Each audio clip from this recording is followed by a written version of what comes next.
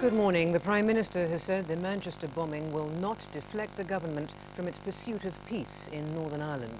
In a message to the people of the city, he condemned the bombing as a callous and barbaric crime.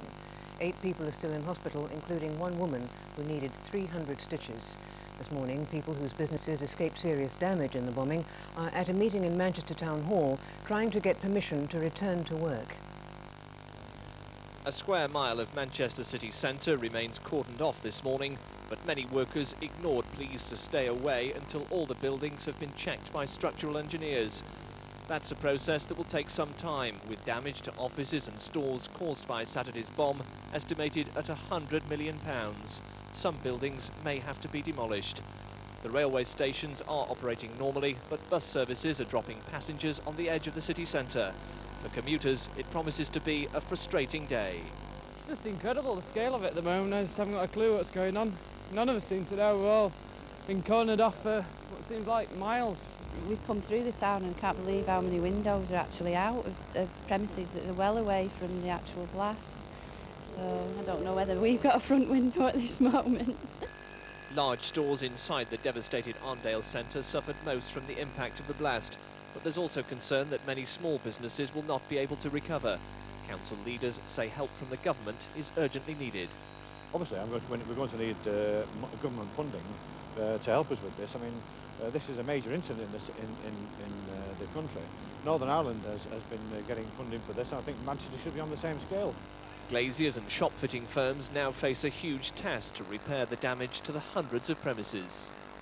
The outer police cordon is expected to be removed later today, but it'll be some days yet before access is allowed to buildings close to the scene of the blast.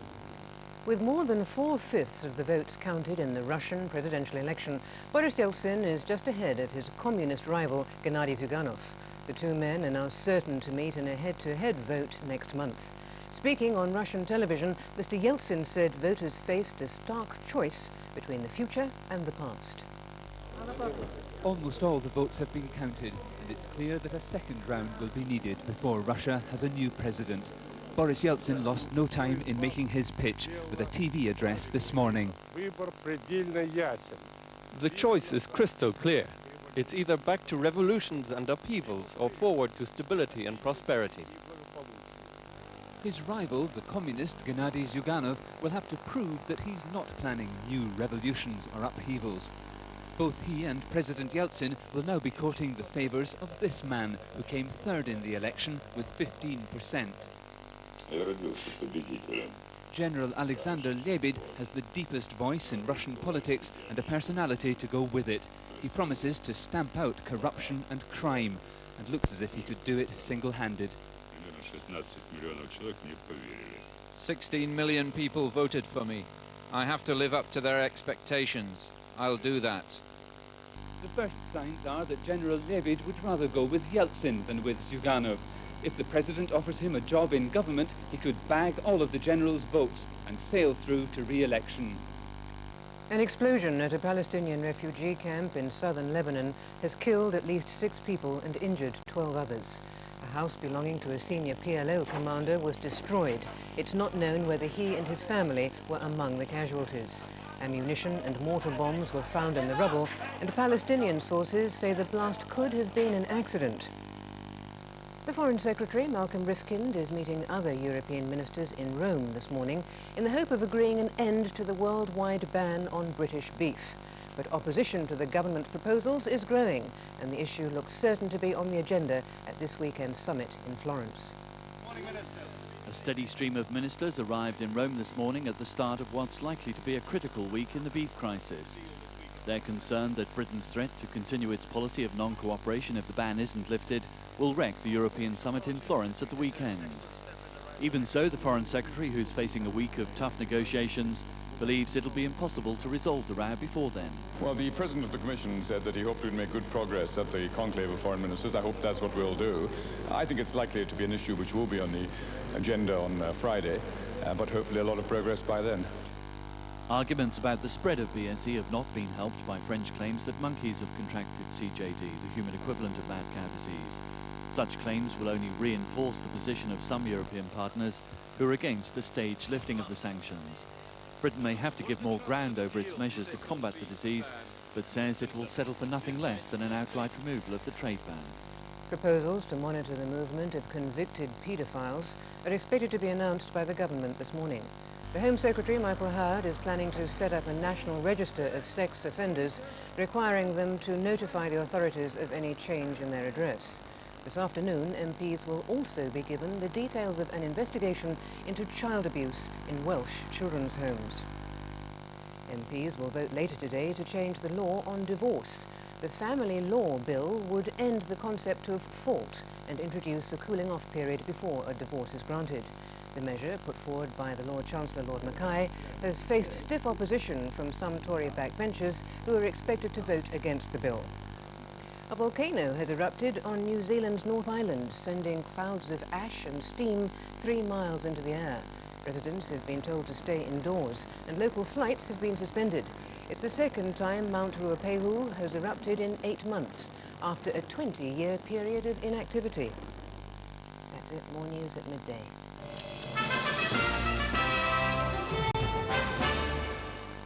Good morning, the Northern Ireland news. The DUP says the door to the talks is now permanently closed to Sinn Féin after the bombing in Manchester. Ian Paisley was speaking as he arrived at Stormont for the latest round in the negotiations. Mark Armstrong reports. Most of the main parties are at Stormont this morning for bilateral meetings with the government. The feeling is that the process has been seriously damaged by the weekend bombing, perhaps beyond repair. I think that the line has now been crossed, and for the British government or the Southern government to say there's a way into the talks now means that they are intent of surrendering completely and totally and absolutely without conditions to the IRA. The Manchester bomb and their activities since the ending of the ceasefire have made it very difficult for Sinn Féin to be in this process. It's only a matter that they will be able to resolve between themselves and the IRA. Nobody else can make the decisions for them, and there's only one decision that they can make, and that is to go in properly and truly into the democratic political process. Representatives of the smaller loyalist parties said the bomb has put the loyalist ceasefire under pressure, but that as far as they're concerned, it still holds. A 19-year-old man has been shot in the legs in the Highfield estate in West Belfast. The police are investigating the incident, which happened last night in an alleyway at High Green. A man is being questioned in connection with the shooting. In Dungannon, a 16-year-old boy suffered a broken arm, broken leg and severe bruising to his body when he was beaten by a number of masked men who said they were from the IRA. The assault happened last night in Woodburn Crescent. Mirror Group Newspapers is close to reaching a deal to buy the newsletter. It's understood the Mirror Group is paying between £7 and £8 million for the paper's parent company, Century Newspapers. It will invest at least £15 million in the firm, mostly in high-technology printing equipment. The newsletter has stabilised its position after a long period of declining sales and is now profitable. And finally, the local weather forecast: cooler and cloudier than recently, with just a few sunny intervals today. The top temperature will be 19 degrees Celsius. The brightest areas will be in Down and Armagh. It will be cooler along the north coast. That's the local news so far. The national forecast is next. Good morning. Well, there's a good deal of dry and fine weather across the British Isles once again today. No appreciable rainfall both today and for the rest of this week, I'm afraid. Many areas have seen some very dry weather so far this month. Now, we have got quite a bit of cloud, as you can see, across northern areas. Down to the south, this is mainly just high-level cloud, turning that sunshine rather hazy. Now, the cloud to the north is associated with this weather front here. Although it's not going to bring very much in the way of rain, it is introducing much cooler air. Now, if you live in mainland Scotland, you know it was quite hot yesterday, temperatures nearly into the 80s. Today, though, back down to 16 to 20 degrees, only the mid-60s Fahrenheit. And that's because the winds are changing direction to a more northerly flow, and that northerly wind's going to stay with us right the way through tonight and into tomorrow as well.